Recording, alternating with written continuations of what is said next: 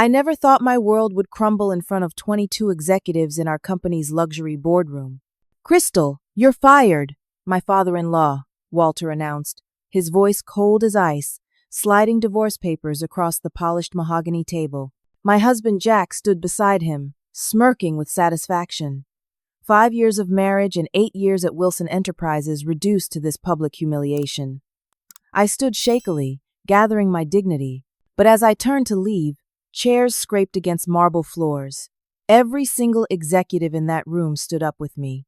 The journey that led me to that boardroom began 8 years ago.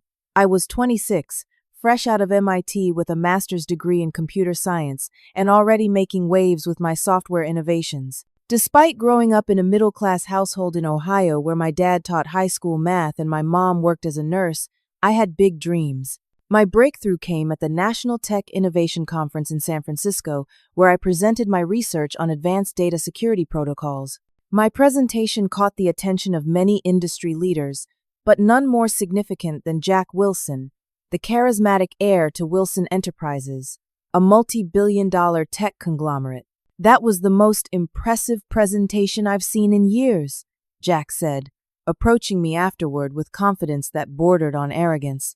With his tailored suit, piercing blue eyes, and the easy charm that comes from a lifetime of privilege, he was intimidating yet captivating. What started as a professional discussion over coffee evolved into dinner that night, and within weeks, we were dating long distance. Jack flew me out to New York on his private jet for weekends, sending flowers to my tiny apartment in Boston where I worked for a startup. 6 months into our relationship, Jack proposed during a sunset sail around Manhattan. "I've never met anyone like you, Crystal," he said, kneeling on the deck. "You challenge me, inspire me, and make me want to be better.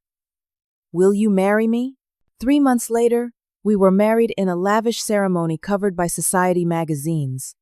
My parents looked bewildered among the titans of industry and old money families that made up Jack's social circle. My first meeting with Walter Wilson, Jack's father and CEO of Wilson Enterprises, had been surprisingly warm. Unlike the cold, calculating businessman portrayed in the media, Walter embraced me like the daughter he never had. "Jack tells me you're a genius with security software," Walter said during our first dinner together at their Hamptons estate.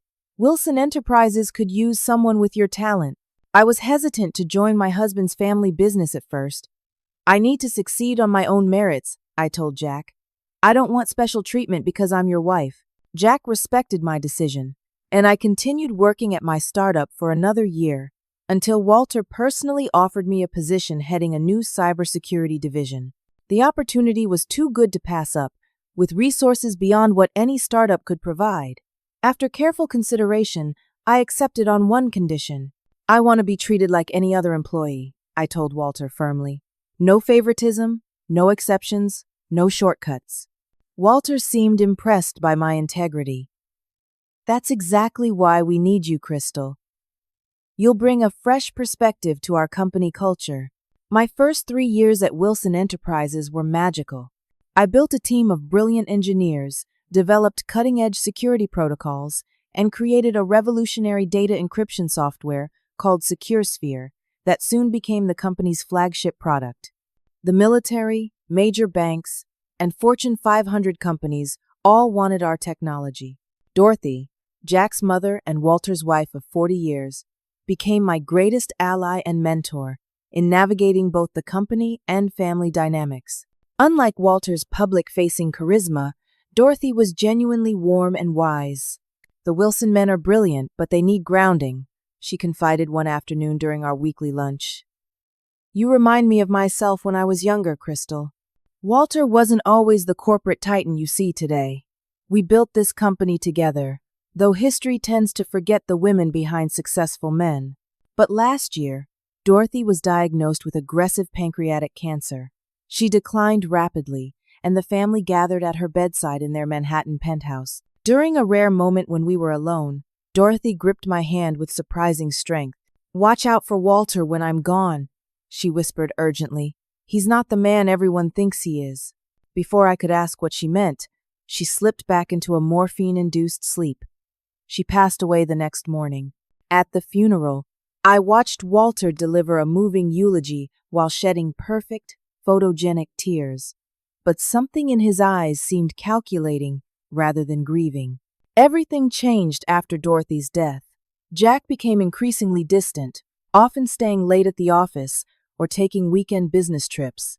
Walter began subtly undermining me in meetings, questioning decisions he had previously supported.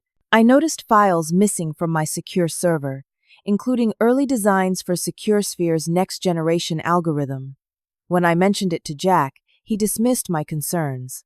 "You're becoming paranoid since Mom died," he said, barely looking up from his phone. "Maybe you should talk to someone about that." Amanda Parker, the senior vice president of operations and one of the few women in upper management, pulled me aside after a particularly tense board meeting where Walter had openly criticized my department's budget requests. "Be careful, Crystal," Amanda warned in the privacy of her office. "I've seen this pattern before. The Wilson men have a history of discarding people once they've gotten what they need from them." At first, I thought Amanda was being overly dramatic, but then I discovered something alarming. Using my security clearance, I accessed private board meeting minutes that hadn't been distributed to the executive team. There, in clinical corporate language, was a proposal from Walter to license my SecureSphere technology to our biggest competitors through a complex subsidiary structure, effectively diluting my creation's value to Wilson Enterprises while generating massive personal profits for the Wilson family. More disturbingly, the minutes detailed a systematic plan to remove me from my position by gradually restricting my access to my own creation. The final line read, "WWW suggests termination of C. Wilson's employment following Q4 asset transfer, citing performance issues." My stomach dropped as I realized the implications. My own father-in-law was planning to steal my work and fire me, all while my husband apparently stood by in agreement. That night, I confronted Jack in our Central Park West apartment, careful to keep my tone neutral while gauging his reaction. "I noticed some files missing from the SecureSphere development folder," I said, watching his face closely, including the core algorithm documentation. Jack barely glanced up from the financial report he was reviewing. "You probably misplaced them, or maybe IT did some server reorganization. Why are you so worked up about it?" "Because those files contain proprietary technology worth billions," I replied, my voice steady despite the anger building inside me. "And someone's been accessing my server using executive credentials." Jack finally looked at me, annoyance flashing across his features. "Are you accusing someone of something? Because that's a serious allegation, Crystal." "I'm just concerned about security," I said, backing down strategically. "I'll talk to IT tomorrow." But when I reached out to our IT director, he informed me that the access changes had come directly from Walter's office, with specific instructions not to discuss them with me. Over the next few weeks, Walter systematically dismantled my team, reassigning my best engineers to different departments. Projects I had spearheaded were handed to other divisions, and I found myself excluded from meetings about SecureSphere's development roadmap. One evening, I was working late when a notification appeared on my screen. I'd been removed from the admin list for my own project. Panic rising, I tried accessing the main development repository, only to find my permissions had been downgraded. Jack's behavior at home became increasingly suspicious. He changed passwords to our joint accounts without telling me. His weekend business trips grew more frequent, always to locations with spotty cell service that made him conveniently unreachable. The breaking point came when I found an unfamiliar perfume on one of Jack's dress shirts while doing laundry. It was nothing like the subtle fragrance I wore, instead something heavy and cloying. When I casually mentioned finding a stain on his shirt, Jack snatched the laundry basket and announced he'd start using the company's laundry service. My suspicions prompted me to check our financial accounts. What I found sent ice through my veins. Our joint savings had been systematically drained over the past 3 months, with transfers to accounts I didn't recognize. The remaining balance was barely enough to cover 2 months of expenses. The stress began affecting my health. I developed insomnia, lost weight, and started experiencing panic attacks before important meetings. The confident, innovative woman I'd been was disappearing, replaced by someone constantly looking over her shoulder. 3 members of my original team reached out secretly, concerned about both me and the direction of the SecureSphere project. We met at a small coffee shop far from the office where they shared disturbing information. "They're gutting your encryption protocol," said Ryan, my senior developer, "replacing it with something that has intentional vulnerabilities. And Walter's telling everyone you've been suffering from mental health issues since Dorothy died," added Stephanie, my UI designer. "He's suggesting your work has become unreliable." The third team member, Marcus, looked genuinely concerned. "Crystal, we're worried about you. This isn't just office politics anymore. The Wilsons are systematically erasing your contributions."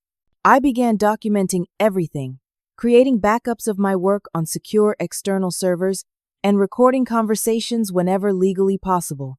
I forwarded important emails to a private account and photographed documents that might disappear.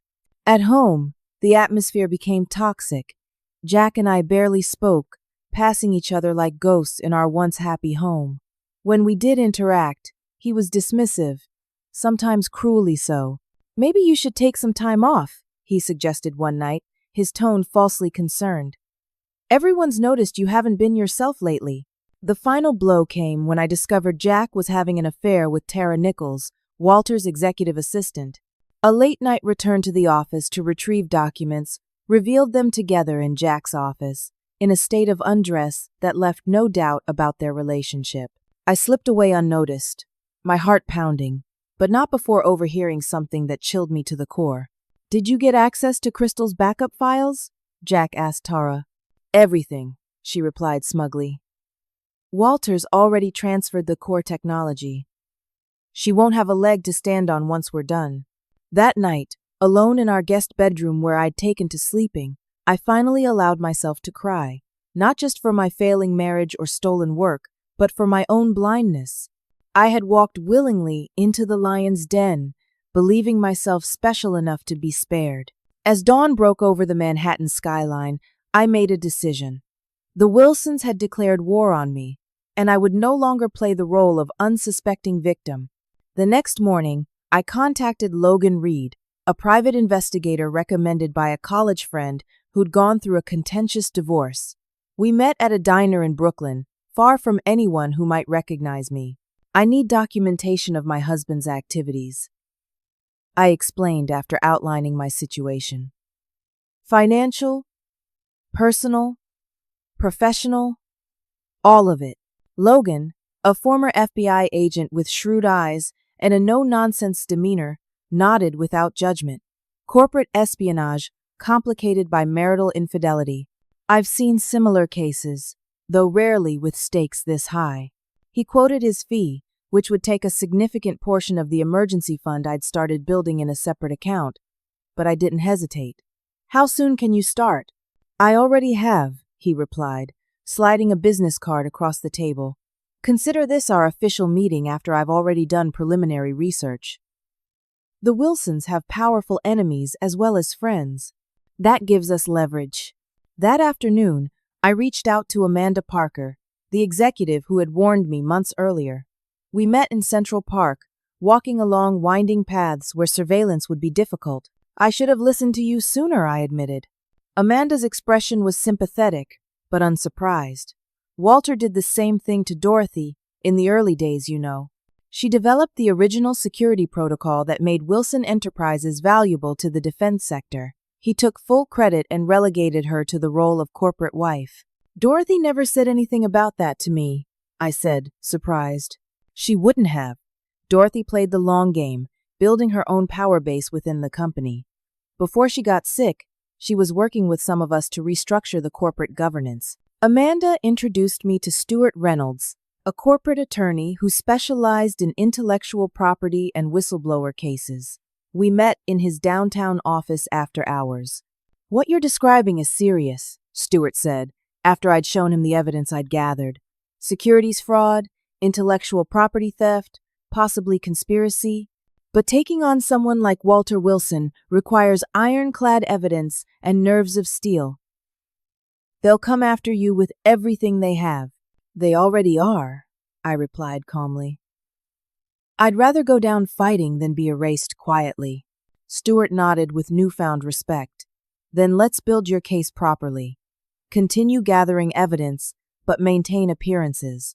The moment they suspect you're preparing legal action, they'll accelerate their timeline. I created an elaborate system to protect my remaining work, using encryption methods only I understood, and storing critical components in separate locations. Each day became a careful balancing act, pretending normalcy while preparing for war. 2 weeks later, Logan delivered his first comprehensive report. It included hotel receipts, credit card statements, and photographs documenting Jack's affair with Tara, which had apparently been going on for over 6 months since shortly after Dorothy's death. More significantly, Logan uncovered evidence that Walter had created a shell company in the Cayman Islands that was positioned to receive the transferred SecureSphere technology. He's planning to license your software through this entity, Logan explained. Wilson Enterprises will pay exorbitant fees to use technology they already own, effectively funneling money from shareholders to Walter's personal accounts. Can we prove it? I asked. Not yet, but I'm following the money trail. At work, I noticed a subtle shift in the atmosphere. 4 more executives began finding reasons to speak with me privately, offering small but meaningful shows of support. Thomas Harrington, the executive vice president, invited me to lunch at his club, something he'd never done before. I knew Dorothy well, Thomas said once we were seated in a private dining room. She was concerned about Walter's leadership in her final months. What specifically worried her? I asked carefully. Walter fired 3 whistleblowers in the past 5 years, all of whom raised concerns about financial irregularities. Dorothy kept files on each case, but they disappeared after her death. At home, Jack's behavior became increasingly controlling. He questioned my whereabouts, checked my phone when he thought I wasn't looking, and once followed me to a meeting with Stewart under the guise of a surprise lunch date. I began to fear for my safety, setting up secret recording devices in our home office after Jack showed uncharacteristic interest in my laptop password. Just in case I need to access your files for the Johnson presentation, he said with a smile that didn't reach his eyes. The recordings captured Jack on the phone with Walter late one night, their conversation confirming my worst fears. Crystal's getting suspicious, Jack said. She's been meeting with Amanda and some lawyer downtown. Accelerate the timeline then, Walter replied. Move the offshore transfers forward. Once we announce the sale, none of this will matter. What about the employees? The stock option promises?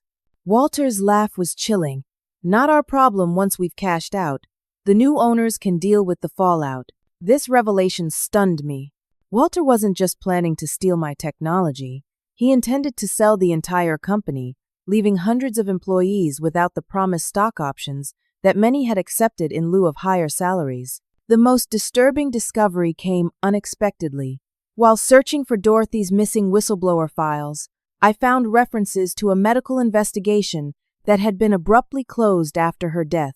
According to the partial documents, Dorothy had requested a toxicology screen during her cancer treatment, suspicious that her symptoms didn't align with typical progression. The investigation was terminated the day after her funeral, with Walter's attorney citing the family's desire for privacy during their grief. But one lab report suggested the presence of unusual compounds that couldn't be explained by her cancer medications. Could Walter have hastened Dorothy's death? The thought was horrifying, yet given everything I'd learned, not implausible. I shared this information with Logan, who promised to investigate discreetly. Don't confront Jack with this, he warned. If there's truth to it, your safety could be at risk. That night, alone in my home office, I recorded a comprehensive video statement detailing everything I'd discovered, encrypted it, and sent copies to Amanda, Stewart, and a secure server only I could access. If anything happens to me, the message concluded, this is why. I was no longer just fighting for my work or my reputation. I was fighting for justice. For Dorothy. and for everyone else the Wilsons had used and discarded on their path to power. Over the next few weeks, I systematically strengthened my connections with key executives who respected my work and had shown signs of discontent with Walter's leadership. Each approach required careful calibration, revealing just enough to gauge their reactions without exposing my full hand. Julia Frost, our chief marketing officer, had been repeatedly sidelined by Walter despite bringing in our largest clients. We met for drinks at a small jazz club where the music provided cover for sensitive conversations. Walter promised me equity partnership 3 years ago. Julia confided after I shared concerns about the company's direction. Every year, there's a new excuse. Meanwhile, his golf buddies get promoted over more qualified women. Alan Martinez, head of international operations, had similar frustrations. The London office expansion I proposed was rejected, then miraculously approved when Jack presented the exact same plan as his own. One by one, I built relationships based on shared grievances and genuine respect. I created a secure communication channel, ostensibly for a leadership development initiative, that allowed 12 trusted colleagues to exchange information without raising flags in the company's monitoring systems. Amanda became my closest ally, having experienced decades of Walter's manipulation. He maintains power through isolation, she explained, making each person feel their grievances are unique, their position precarious. United, we're far stronger than he realizes. The evidence of Walter and Jack's corporate crimes mounted daily. Falsified board reports, inflated projections sold to investors, misappropriated development funds. Each document was carefully cataloged and verified through multiple sources. I arranged a clandestine meeting with Gail Richardson, a board member who had been Dorothy's closest friend for 30 years. We met at her horse farm in Connecticut, walking the expansive property to avoid any possibility of surveillance. Dorothy suspected Walter was engaged in financial improprieties before her diagnosis. Gail confirmed, her lined face solemn in the afternoon Sunday, she was systematically tracking discrepancies in international licensing revenue. Did she confront him? I asked. No. Dorothy believed in having overwhelming evidence before making accusations, but her illness progressed too quickly. Gail's weathered hand gripped mine. She thought very highly of you, Crystal. Said you reminded her of herself before Walter wore her down. She'd be proud of you standing up to him. As I built my case in alliance, I also prepared for personal fallout. I began quietly removing important documents and irreplaceable mementos from my apartment, storing them at a friend's place. I transferred small amounts of money to a new account at a different bank, careful not to trigger notifications on our joint accounts. Jack grew increasingly aggressive as he sensed my changing behavior, though he couldn't pinpoint what was different. One night, he cornered me in the kitchen, his frame blocking the doorway. You've been distant, he accused, alcohol heavy on his breath. Secretive. I've been busy with the Reynolds account, I replied calmly, though my heart raced. The presentation is next week. You think I don't know when my wife is lying to me? His hand slammed against the counter, inches from where I stood. Whatever you're planning, it won't work. You signed ironclad agreements when you joined the company. I slipped past him without responding, but the encounter confirmed my decision to accelerate my timeline. Through careful investigation of company financial records, I discovered Walter had been systematically embezzling from Wilson Enterprises for at least 5 years, using a complex network of shell companies to hide the transfers. The total amount approached $70 million, all diverted from employee pension funds and research budgets. Stewart helped me prepare legal countermeasures, outlining potential scenarios and appropriate responses. The strongest approach combines corporate whistleblowing protections with personal self-defense, he advised. Your position as both an employee and family member creates unique vulnerabilities and strengths. My breakthrough came unexpectedly. During a renovation of Dorothy's former office, now used as a conference room, a maintenance worker found a hidden wall safe behind a bookshelf. As Dorothy's daughter-in-law, I was called to identify the contents. Inside was Dorothy's personal journal, along with a USB drive and legal documents. The journal detailed Walter's decades of manipulation and fraud, including his systematic appropriation of Dorothy's early technological innovations. The USB contained meticulous financial records showing Walter's embezzlement had begun over 15 years ago. Most damning were the legal documents. Dorothy had secretly amended her will shortly before her death, establishing a trust that would gain controlling interest in Wilson Enterprises if Walter ever attempted to sell the company without board approval. The trust beneficiaries were the company employees, not Walter or Jack. As my circle of allies grew, information flowed more freely.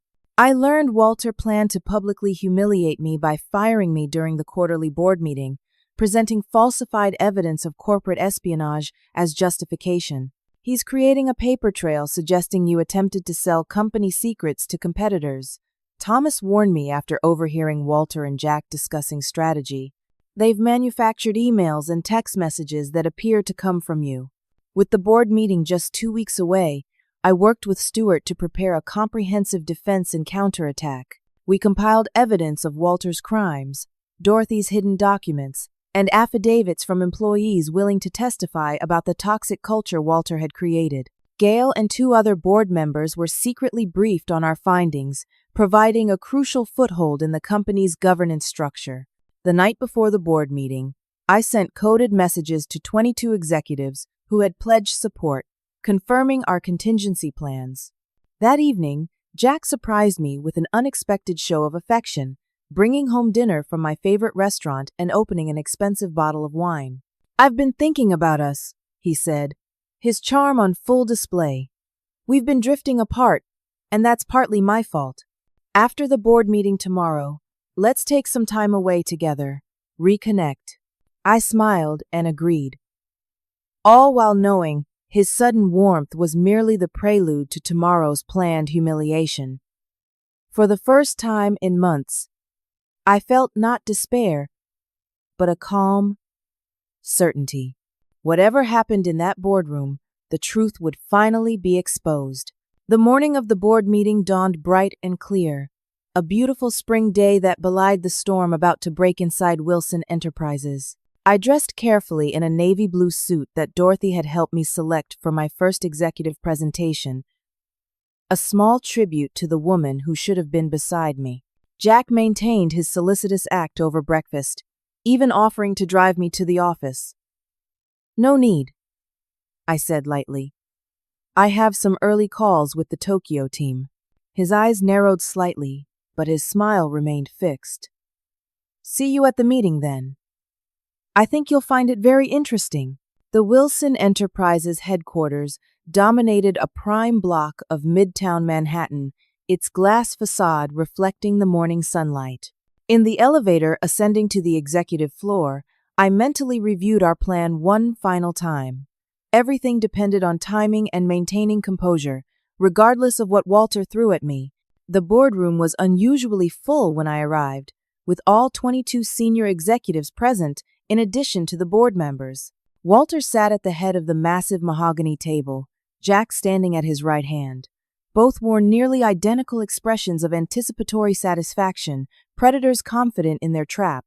"Crystal, right on time," Walter said smoothly. "We have a rather full agenda today, so I'd like to begin immediately." I took my seat quietly, noting the subtle nods from my allies around the table. No one outside our circle would have detected anything unusual, but I drew strength from each fleeting sign of solidarity. Walter began with routine business matters, his deep voice projecting authority and control as it had for decades. Financial updates, market projections, expansion plans, all delivered with the practiced confidence of a man accustomed to unquestioned power. Then came the pivot I'd been expecting.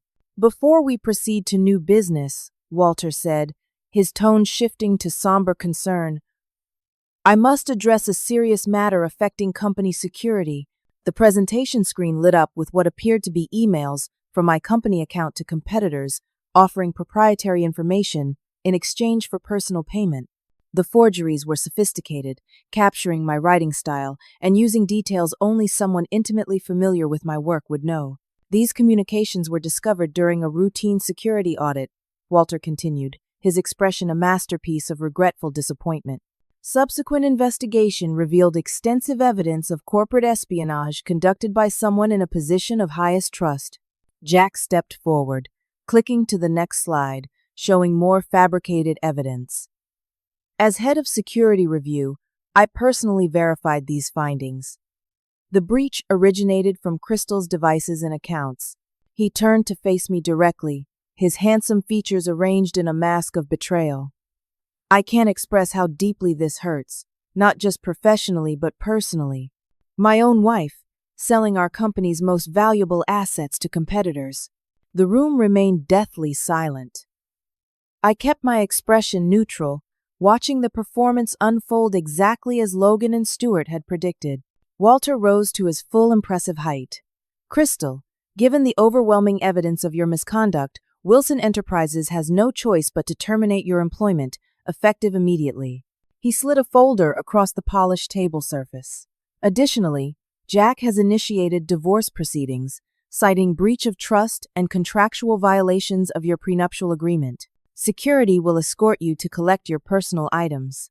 I opened the folder to find divorce papers already drawn up, dated 3 weeks earlier, so they had been planning this move for some time, confident in their victory. Jack's smirk was barely concealed as he watched for my reaction, clearly expecting tears, protests, or angry denials that would only make me appear more guilty. Instead, I closed the folder calmly and stood, smoothing my jacket with deliberate movements. I understand, I said simply, my voice steady in the tense silence.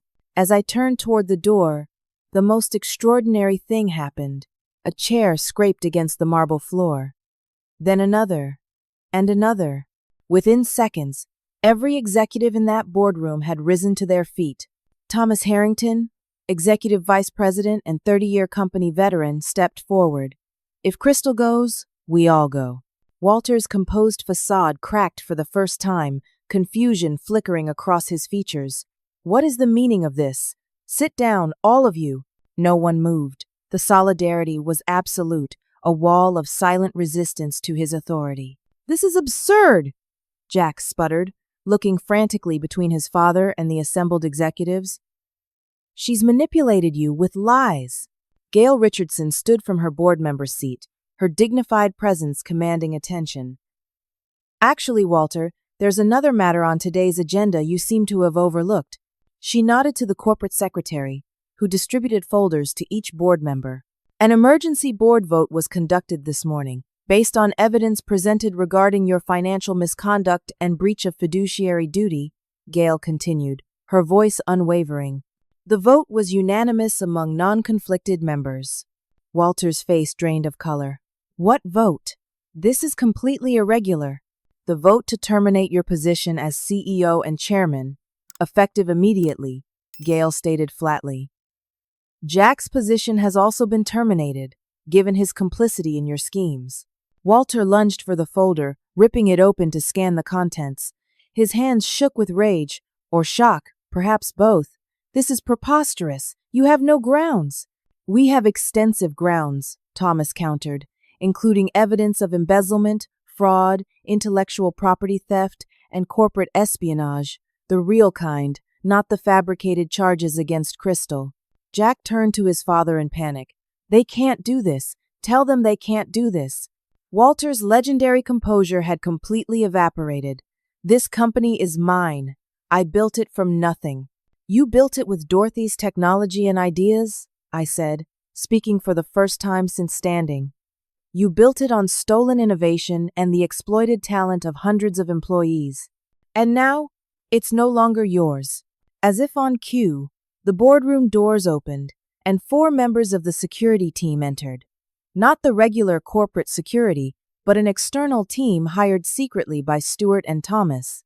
Mr. Wilson, we're here to escort you and Jack from the premises, their leader stated professionally. You'll be permitted to collect personal items under supervision. Walter looked around wildly, seeking any ally, finding none. His empire was collapsing before his eyes, decades of manipulation undone in minutes. This isn't over, he snarled, his handsome face contorted with rage. I'll destroy every one of you. Your threats are being recorded, Walter, Gale noted calmly. I'd advise against adding intimidation to the charges already being prepared. As security led Walter and Jack from the room, the boardroom erupted in concentrated activity. Thomas took temporary control of the meeting, bringing order to the momentous transition underway. I sat back down, feeling strangely detached as the scene played out around me. Years of work and months of careful planning had culminated in this moment, yet it felt almost anticlimactic. The hard-won victory tasted more like relief than triumph. Amanda squeezed my shoulder as she passed behind my chair. "Well done," she whispered. "Dorothy would be proud." The hours following Walter and Jack's removal were a blur of activity. The board convened an emergency session to stabilize leadership and prevent market panic. External security teams secured all offices and digital assets to prevent retaliation or evidence destruction. I presented my complete evidence portfolio to the remaining board members in a secured conference room. The extensive documentation of Walter's crimes left them visibly shaken. "The scope of this fraud is staggering," board member Richard Keller remarked, reviewing financial records showing Walter's systematic theft. "How did this continue for so long undetected?" "Fear and compartmentalization," Thomas explained. Walter ensured no single person had visibility across all operations. Anyone who raised concerns was isolated or terminated. I demonstrated how my secure sphere technology had been modified with hidden backdoors, preparing it for transfer to Walter's shell companies. The damage to national security could have been catastrophic if these compromised systems had been deployed to government and military clients. As we worked to understand the full extent of Walter's corruption, Thomas revealed the extent of employee solidarity that had made this day possible. 22 executives formed a pact weeks ago, he explained to the board. After Crystal shared evidence of Walter's planned company sale, we agreed that if she was targeted, we would stand united. Throughout the afternoon, more employees came forward with stories of Walter's abuse and manipulation. Financial analysts who had been pressured to falsify reports. Engineers whose innovations had been stolen. Women who had been passed over for promotion despite superior performance. Walter's reign of intimidation had affected every level of the company, creating a culture of fear masked by corporate success. Jack attempted to distance himself from his father's crimes, sending a message through his attorney claiming he had been manipulated and kept in the dark about the worst offenses. "I was just following my father's direction," his statement read. "I had no knowledge of financial improprieties or technology theft." This claim collapsed when Tara, Walter's executive assistant and Jack's lover, came forward with a very different account.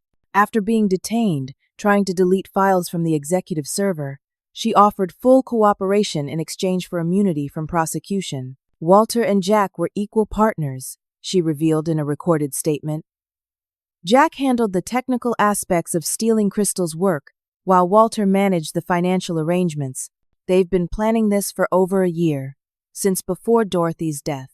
When asked why she participated, Tara's answer was simple.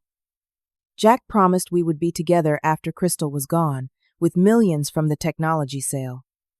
I was stupid enough to believe him. Late that afternoon, federal investigators arrived to examine evidence of financial crimes that crossed state lines and involved international transactions.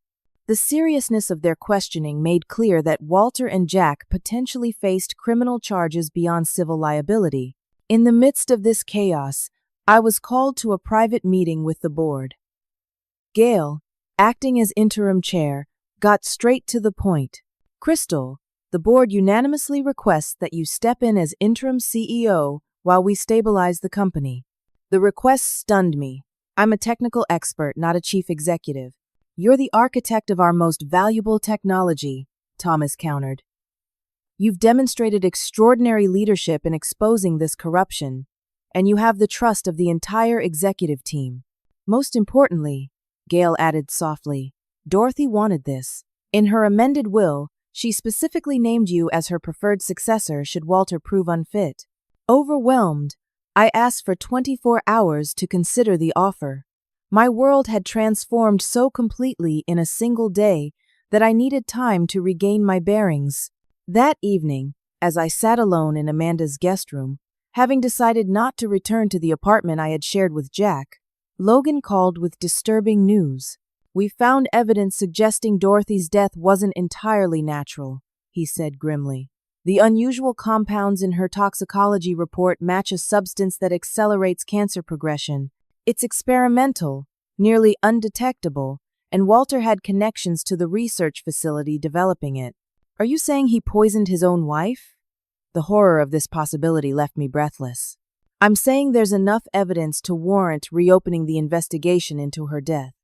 The DA's office has already been notified based on what we found." After ending the call, I sat in stunned silence. The magnitude of Walter's corruption had extended beyond business into true evil. If he had indeed hastened Dorothy's death, perhaps because she was gathering evidence against him, then justice for her memory became even more important. The next morning brought news that Jack had suffered an emotional breakdown during questioning by federal agents. When presented with evidence of his father's potential role in Dorothy's death, he had collapsed, sobbing uncontrollably. "It was all Dad," he reportedly told investigators between tears. "He controlled everything, everyone, even me. Especially me. I never wanted to hurt Crystal, but he convinced me she would destroy the company, destroy our family legacy." Jack's admission painted a picture of a man who had spent his life under his father's psychological control, taught to value power and wealth above human connection. It explained his behavior but didn't excuse it. Despite everything, I felt a flicker of pity for Jack. He had been Walter's first victim, molded from childhood into a tool for his father's ambition. The handsome, charming man I had fallen in love with had been largely a creation, designed to win my trust and access my innovations. Walter, meanwhile, remained defiant, refusing to acknowledge wrongdoing even as evidence mounted. His high-priced legal team was already constructing a defense claiming mental decline due to grief over Dorothy's death.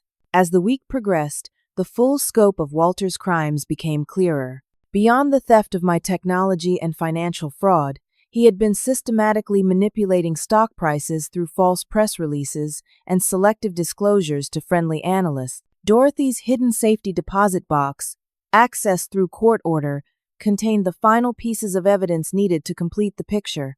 Inside were detailed records of suspicious transactions, backdated contracts, and a letter expressing her fear that Walter might harm her if she exposed his activities. This evidence led to the reopening of the investigation into Dorothy's death and additional criminal charges against Walter. From corporate titan to criminal defendant in the space of a week, his fall was as spectacular as it was deserved. At the end of my requested 24 hours, I called Gail with my decision. "I'll accept the interim CEO position," I said, "on one condition. We implement Dorothy's vision for the company's governance structure, with employee ownership and transparent operations at its core." Gail's voice carried a smile. "Dorothy always said you were smarter than both Wilson men combined. We've already drawn up the papers." 6 months passed like a whirlwind. As permanent CEO of the renamed Horizon Security Systems, I led a company transformation that business schools would later study as a model of corporate rehabilitation. The boardroom where I had once faced humiliation now served as the nerve center for our new direction. The massive mahogany table remained, but the chairs around it held very different people with a very different philosophy. Walter remained under house arrest at his Hamptons estate, awaiting trial on 37 federal counts, including securities fraud, embezzlement, and conspiracy.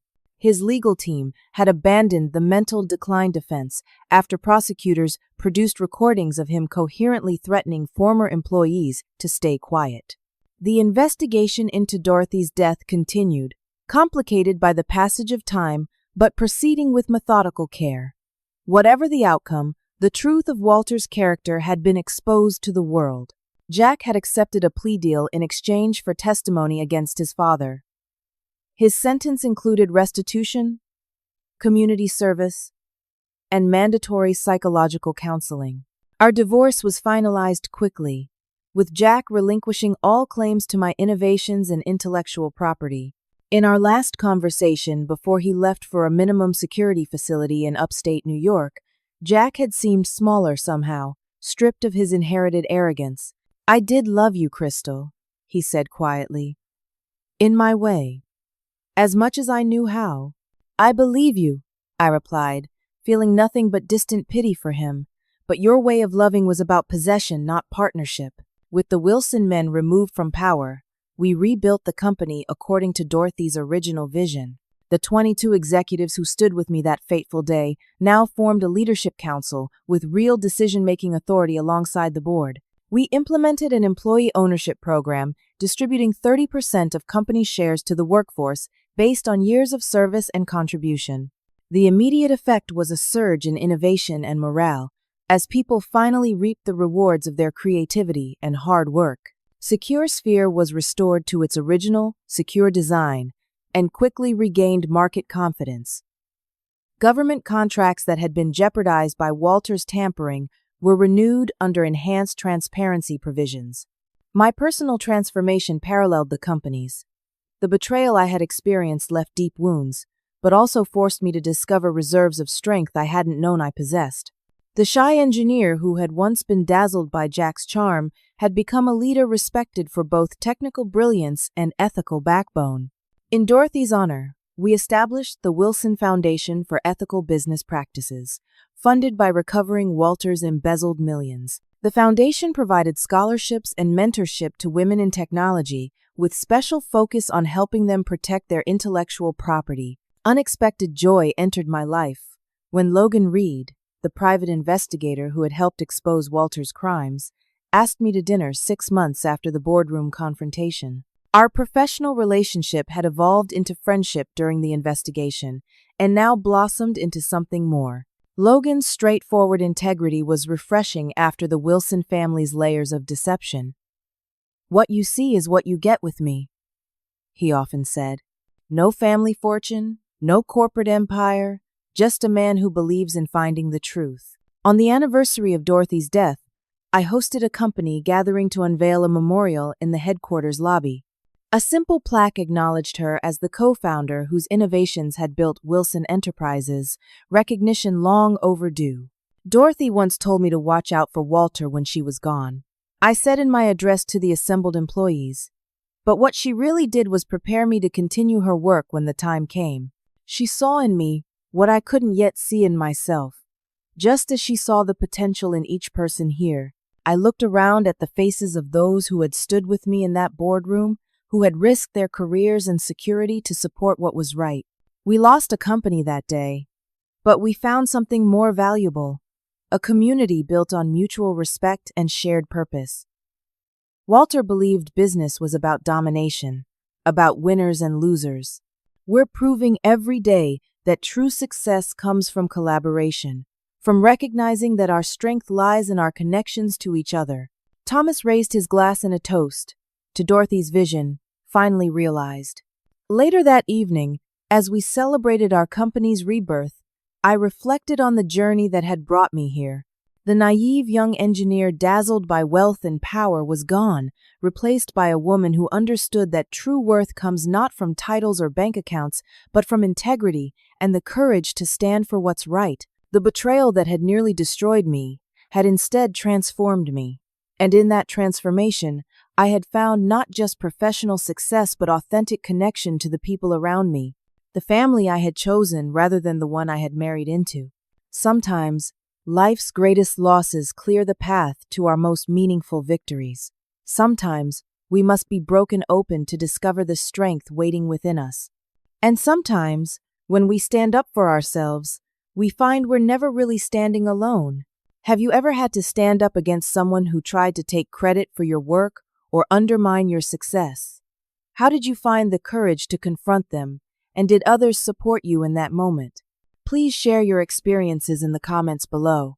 If you found this story of workplace betrayal and triumph meaningful, don't forget to like, subscribe, and share with others who might be facing similar challenges. Thank you for listening. And remember that your worth isn't determined by those who try to diminish you, but by your own courage to stand tall in the face of injustice.